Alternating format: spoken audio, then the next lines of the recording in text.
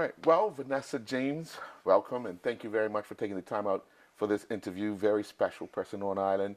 Um, let's talk a little bit about your career. Okay. You started off singles, quickly went to the World Championships as singles. Did was a year enough, or were you that good that you progressed that fast to get to the World Championships? In pair skating or single Yeah, skating? in singles. In single skating, Yeah, I did junior worlds. junior worlds. I was Yeah. about 18 at the time, and I did progress very quickly. I think it took a lot of dedication, and I had my sister there pushing and rooting for me also. But it doesn't just happen in a year. It starts, from the beginning, and I started skating when I was about 10. So even though you get results quite quickly, you can't forget where you started. Yeah. So it was years of work. When you look back at your start to where you are today, did you envision that this happening like it has so far? Not at all. I think everyone has a dream, and dreams are the best way. I don't know, you just imagine it the best way possible. Easy sailing, in real life, it's a roller coaster. We've had so many defeats and, hardships and injuries and things like that, But I think the hardships are what make it gives it more value, makes it more, I don't know how to explain it. Plus de saveur, that's how you say it in French. Yeah. It's like a sweeter taste, it just makes it even better. When you look at the last competition you were in just recently in Japan, not so good the first day, had the accident, Yes. but you come back the second day and you have a remarkable performance. What does the night before that second day look like for you? It was a little painful, I have to admit. I had to get quite a few massages and, take a few ibuprofens and things like that. You have doubt in your mind. You don't know how the next day is going to be, what your partner is going to be like, how he's going to react. You have a lot of pressure because, it's always easy to skate well after a good performance, when you don't know how you're going to feel and if you're going to be able to come back or even to skate. It was a little difficult, but I was very happy because I was surrounded by my team, my coaches, my parents, my sister, all messaging me. I had a good entourage, to pull me up and come back strong. Having that support around you, does it make you feel that much more comfortable when going into competition? It's not always that easy. It's a lot of mental work, and I work on it with a sports psychologist, so it helps. But yes, it's nice to have powerful, strong, motivated people that love you and support you, and I don't think I would be able to be where I am today without them. So. You talked about some hard times. Obviously, we've seen a lot of the video of the emotion when it doesn't go well. We've seen the emotion when it does go well. When you're down, what's the person Vanessa James do? The first thing I do is call my mom. I really do. I call my mom, and sometimes I'm just like, why am I doing this? Why did this happen? Or how could this happen now? And things like that. I cry a little bit, get it all out, but I know where I'm going. I know where I want to go. I know that I haven't done all of this in vain. I think about the people that believe in me, that have supported me financially, and even with all of my emotions, and I think about that God put this path in front of me. It's a rocky path, but it's a path He put me on. So I think about all of that in the night, and I put myself back together, all those pieces, and I believe in myself, and I just do my best. A lot of people just see you at the end out there competing. What is training like? What is going through all the routines over and over and over? What are those moments like? They're hard, especially it's very cold in our rink, very, very cold. So you see, Morgan and I can't wear a lot of clothing because it's dangerous. You can get a finger, or a hood can get stuck in an arm. It's dangerous. So you have to, and you can't wear baggy clothing, things like that. So we're a little bit frigid, and then some falls. I've had so many injuries. I've torn my abdominal. I've crushed my elbow. You don't want to see all the bruises. I've had my hip drained and things like that. It's not easy, especially when you're trying to evolve and push the sport. So you don't just lay back and try to do what's easy. We were trying quads. We were the only ones in last year trying a quad, you know?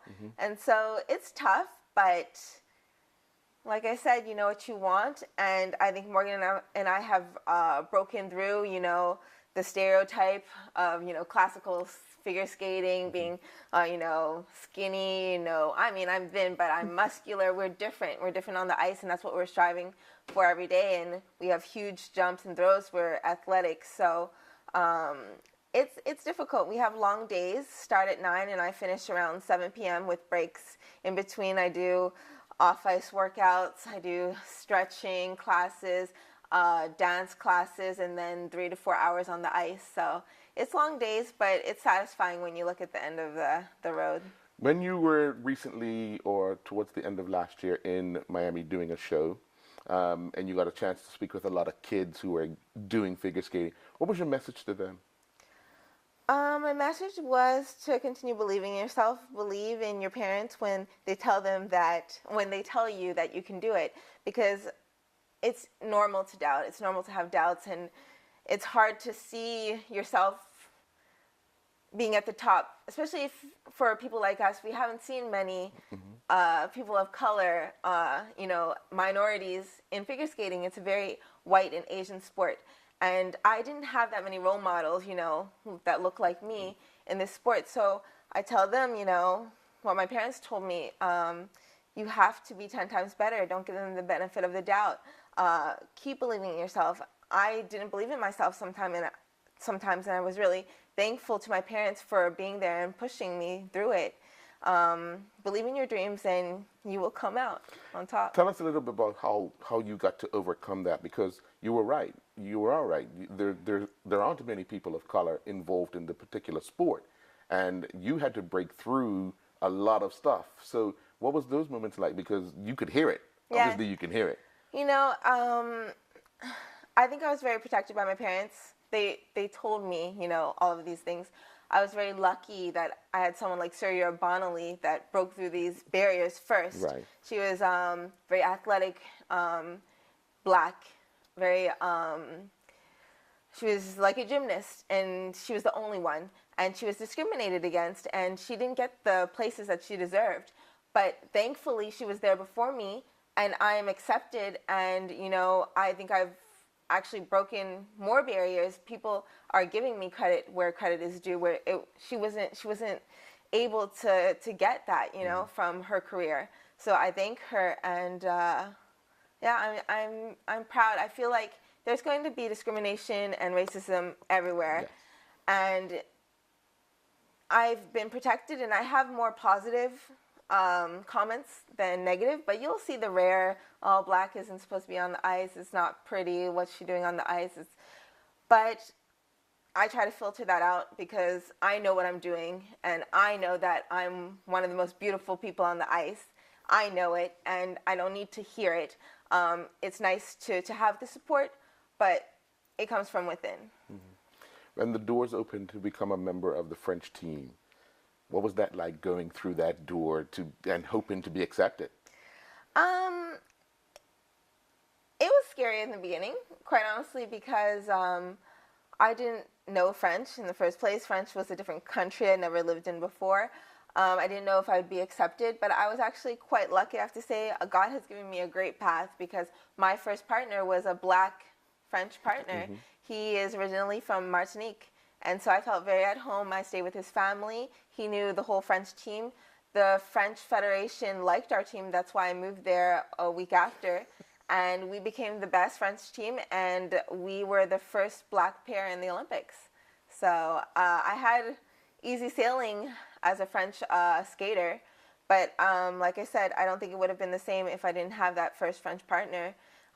Being black and looking like me, and we were beautiful on the ice, and it didn't last, but it set me up to being the best that I could be, which is I'm getting there today. What's in the near future for you? Well, I have some time off, so I'm really happy. I'm here in Bermuda, sadly to be here for my grandfather's funeral, but it was nice to see my family and be reunited, not for the best occasion, but I really miss it here. And the next thing is we have a few shows in Korea and Japan, and then we're back to work in June. So hopefully this year we're going to get another title, world title. We didn't get it this year, but like I said, God has a plan, and I think it was for us to keep fighting for it next year. What has changed about Bermuda? I don't think it's changed that much, you know. The difference is that when you're little, and I went to Mount St. Agnes, and I had a beachfront view, you know, like ocean view, I didn't appreciate it as much when I was little because I was just given that, you know, that's how I grew up. And I hope that all Bermudians realize how lucky they are on this island because it's absolutely beautiful. People would kill to be here. And Bermuda's the same for me. Beautiful people, friendly people, family. I have like half of the family, half of Bermuda as my family. So, you know, it's very loving, and I think I just appreciate it more. Do you like being recognized when you're walking the streets? Not just in Bermuda, but especially in France? Can it be challenging at times? It's challenging. I wouldn't say it's challenging. It's something to get used to. You know, I'm a very kind of low-key person. I don't like talking too much. Even this was a little, you know, surprise for me. But it comes with the territory. So it's something that you learn and you get used to and learn to appreciate because it's not going to last forever. I want to thank you very much for your time. I know you're a busy lady and you're here to visit family as well. Yes. So my condolences to you and your family. Thank you very on much. the passing of your grandfather. But we wish you all the best, and we'll keep in contact with you and check you on the ice. Definitely. Thank you very much. Thank you. Audio Jungle.